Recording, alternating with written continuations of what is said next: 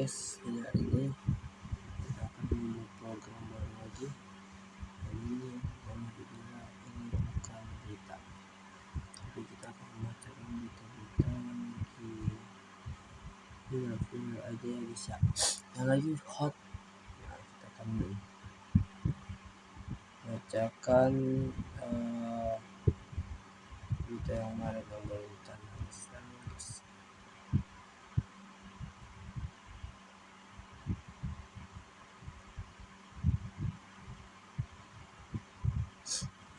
Kita akan membacakan berita-berita yang ada aja guys ya. Kita cari dulu guys, sabar. Kita akan membacakan berita yang dari pertama itu dari News Indonesia. Nah, ini kita akan membacakan berita di hari Senin tanggal 1 Desember 2025. Itu sejumlah berita tentang korban bencana yang kemarin, bencana banjir kemarin di Sumatera Utara, Utara dan Aceh. Kami dari tim dan kreatif juga media juga kita sungkawa bisa. Nah, jadi kita akan membacakan jumlah korban meninggal dunia setelah banjir dan longsor menambah di sejumlah daerah di Aceh, Sumatera Utara dan Sumatera Barat terus bertambah. Jumlah meninggal orang tewas itu terus bertambah.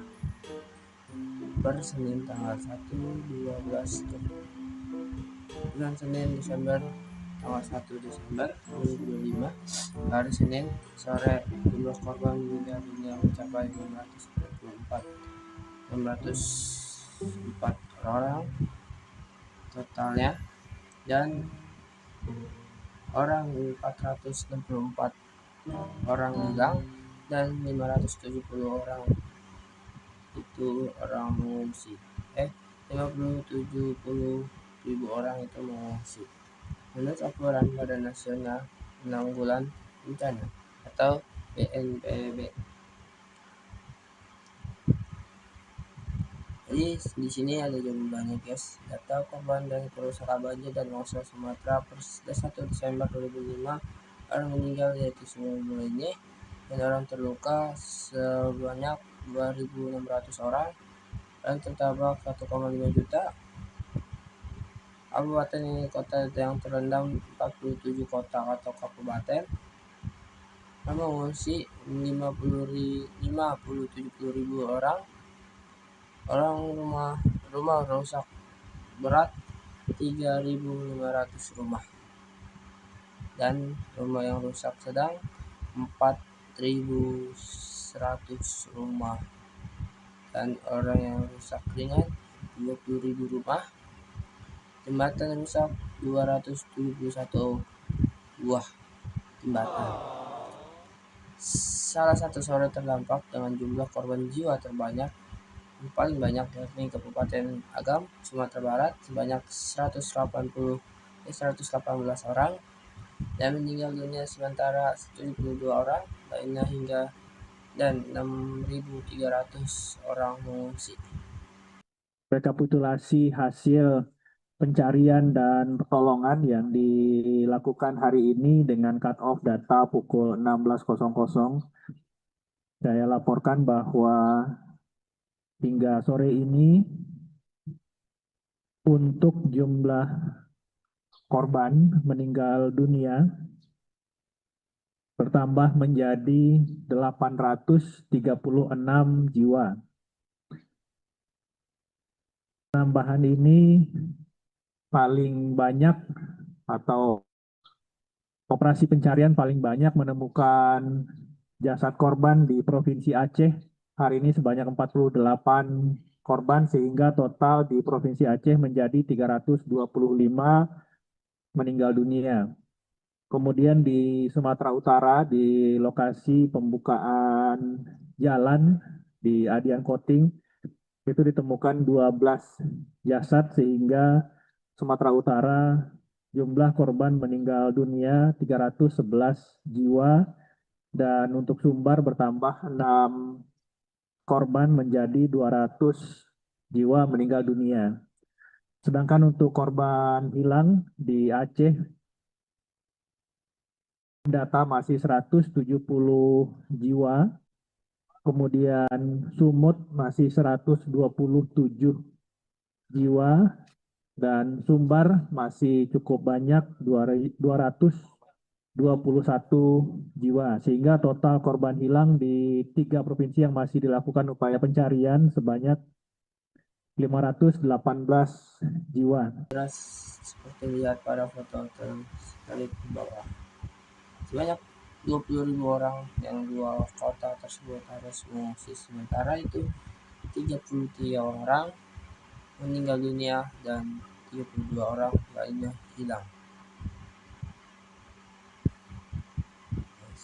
Di Sumatera Utara, daerah terdampak paling parah yakni Kabupaten Tapanuli dan Tengah dengan sejumlah orang meninggal 86 orang dan orang yang hilang sebanyak 104 orang yang hilang. Sementara itu sebanyak 2.100 orang hilang rumah dan harus mengungsi. Kota Sibolga menjadi kota dengan jumlah korban jiwa tertinggi ketiga di Provinsi Sumatera Utara sebanyak 50 orang.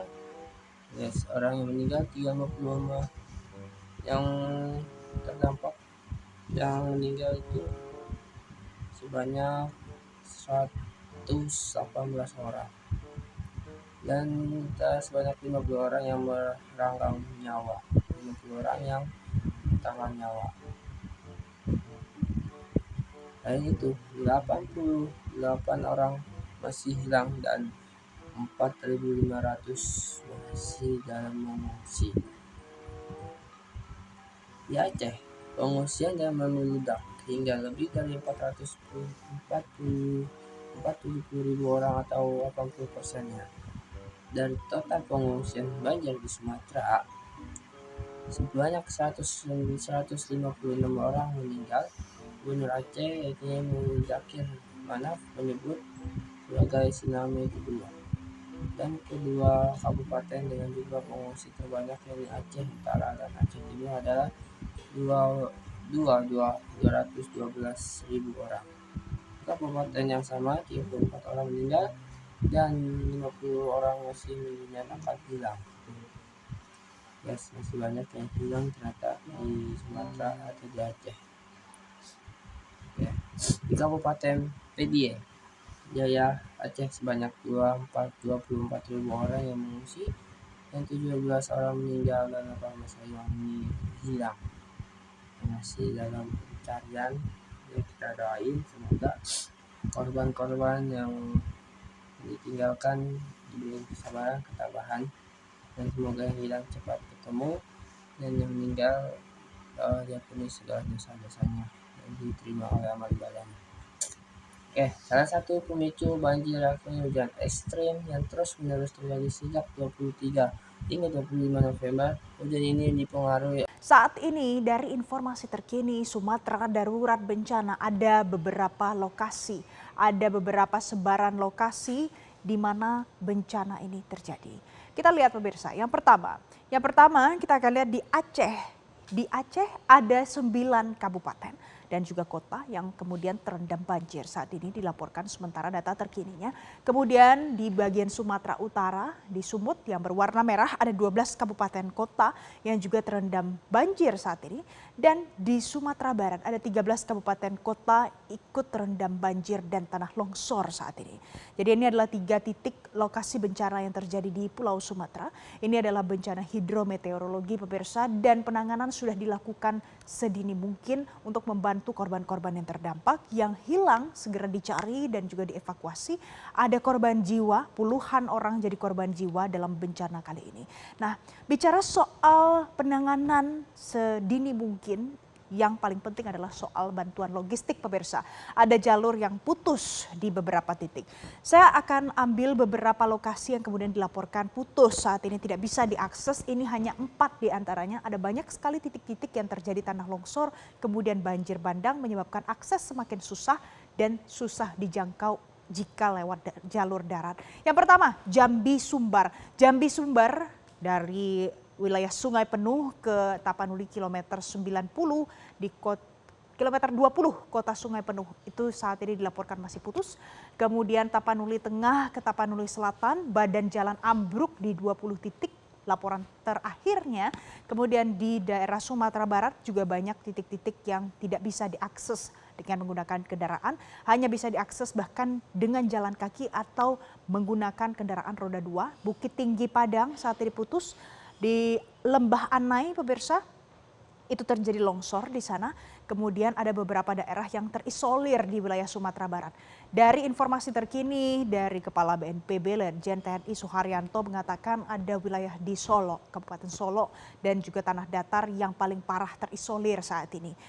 Semuanya terjadi terisolir karena banjir bandang, kemudian ada jembatan kembar di sana yang tidak bisa diakses lagi. Dan satu lagi pemirsa, Medan Aceh, dari Sumatera Utara ke Aceh, itu juga informasi terkininya jalan masih putus di sana karena banjir besar, banjir bandang terjadi di Kampung Lalang, di daerah menuju ke arah Aceh. Kemudian pemirsa, dari beberapa titik jalur yang kemudian dilaporkan putus saat ini sudah dilakukan juga upaya untuk menembus beberapa lokasi menggunakan jalur alternatif. Ada yang bahkan harus memutar beberapa provinsi untuk bisa sampai dan membantu warga terdampak di sana. Kemudian kita lihat untuk penanganan darurat di Aceh. Di Aceh pemirsa, saat ini Kementerian PU dan juga ada beberapa kementerian lain yang berkoordinasi bersama-sama supaya bisa mengirimkan bantuan dan juga proses evakuasi. Kemen PU sudah mengamankan titik rawan, kemudian berusaha untuk memulihkan akses dasar saat ini, dan yang terpenting adalah memastikan keselamatan warga di sana. Dan ada koordinasi yang sudah dilakukan antar Forkopimda dari provinsi bahkan sampai ke level kabupaten dan kota untuk menanggapi tanggap darurat bencana di wilayah Sumatera ini. Dan untuk Anda yang mungkin punya kerabat, teman, keluarga yang memang membutuhkan layanan bantuan dari pemerintah, bisa menghubungi call center BPBD Aceh di nomor yang tertera di layar kaca. Bisa difoto dan nanti ini bisa disebarkan ke keluarga atau teman yang membutuhkan. Kemudian sama halnya dengan di Sumatera Utara pemirsa, setiap provinsi punya layanan tanggap darurat masing-masing. Sumatera Utara saat ini ada kementerian dari Menko PMK yang sudah mengerahkan tim tanggap darurat di sana. Kemudian ada juga Kemendagri dan BNPB. Secara keseluruhan memang bencana ini berusaha untuk diantisipasi secara nasional penanganannya, dan di BNPB sudah menyiapkan posko nasional di wilayah Sumatera Utara, dan ini adalah menjadi pusat untuk semua bantuan logistik yang datang ke sana. Call centernya ada di 0811-622-1733. Ini bisa juga dikontak kalau memang membutuhkan bantuan terkait dengan proses evakuasi, bantuan logistik, karena di sana juga disiapkan beberapa titik yang menjadi dapur umum pemirsa. Di Sumatera Barat saya ajak Anda lihat, di Sumatera Barat juga ada satu call center yang disiapkan oleh pemerintah Kota Padang. Call center di 112 Padang Command Center yang bisa Anda akses jika memang membutuhkan bantuan di sana. Sumatera Barat dilaporkan juga masih terjadi bencana di sana, tapi tidak separah di wilayah Sumatera Utara, khususnya di Tapanuli Tengah, Sumatera Utara. Sudah ada koordinasi antar Forkopimda di Sumatera Barat level provinsi sampai dengan kabupaten kota untuk menyalurkan bantuan logistik pemirsa. Di Pemko Padang terpantau ada 6 dapur umum dan juga otoritas dari Bandara Internasional Minangkabau. BIM juga berusaha untuk menyalurkan bantuan logistik untuk beberapa wilayah yang terdampak banjir bandang dan juga tanah longsor, karena posisinya memang dekat dengan beberapa wilayah yang diterjang bencana ini. Kemudian pemirsa, hari ini juga sudah berangkat dari Jakarta ada bantuan yang dikirimkan ke Pulau Sumatera untuk beberapa titik baik di Sumatera Utara, Sumatera Barat maupun di Aceh. Bahkan ada bantuan yang dikirimkan berupa 170 genset bisa didistribusikan nanti oleh tim SAR gabungan dan juga BNPB yang ada di sana. Kemudian ada Starlink untuk bantuan komunikasi karena terpantau untuk beberapa daerah sampai saat ini belum bisa untuk melakukan akses komunikasi secara normal karena ada kerusakan infrastruktur di sana.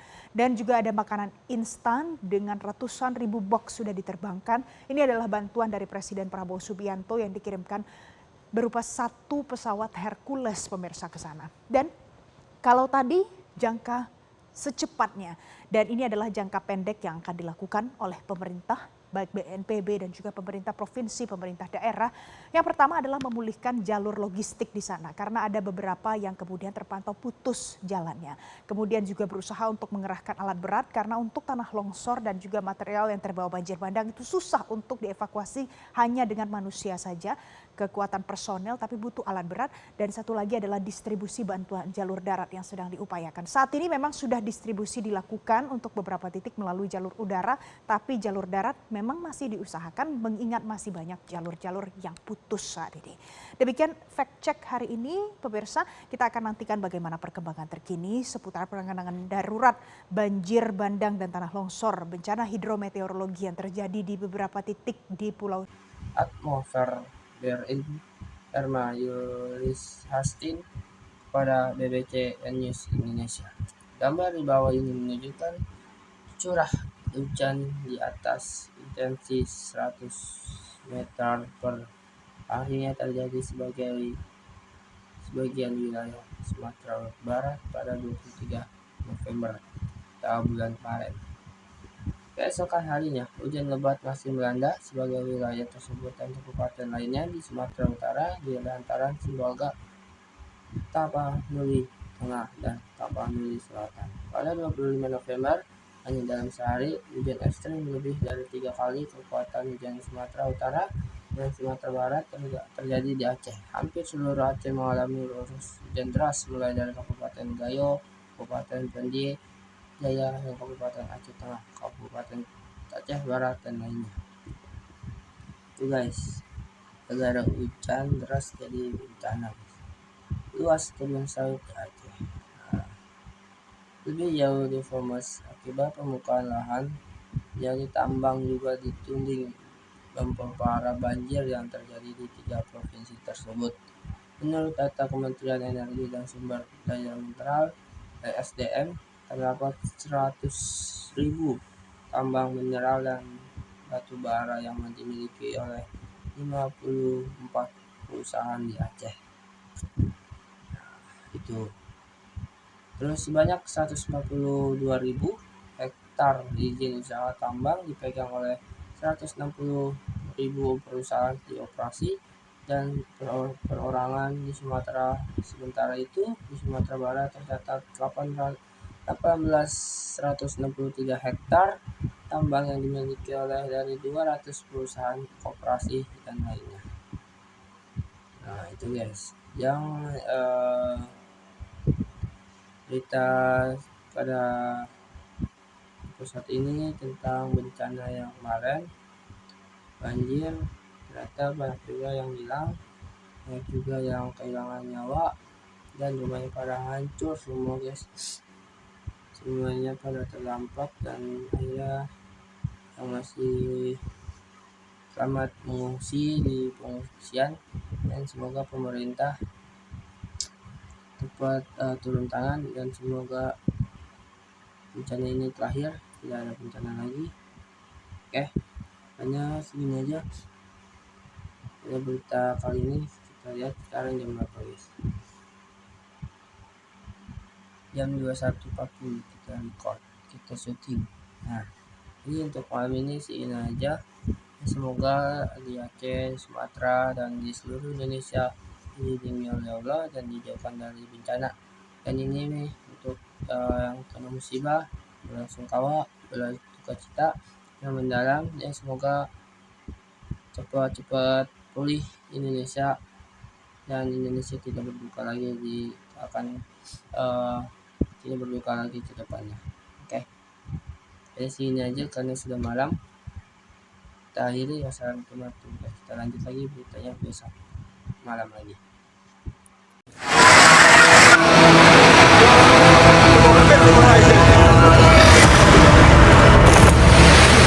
Seorang ibu dan anaknya tertimbun longsor di wilayah Aek Parombunan, Sibolga Selatan, Sumatera Utara. Namun ketika warga tengah mencari korban, tiba-tiba longsor susulan terjadi.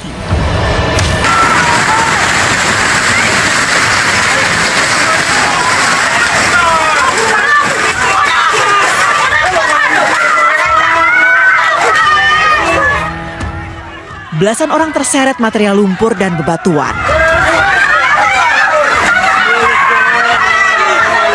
Tim gabungan yang dibantu warga masih mencari korban yang tertimbun.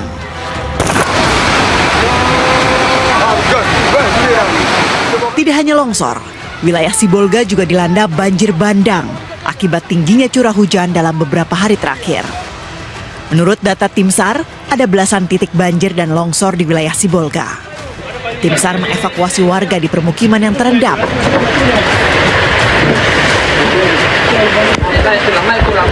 Hingga berita ini ditulis, akses jaringan seluler dan internet di Sibolga masih lumpuh. Rizky Ramadan melaporkan dari Sibolga, Sumatera Utara.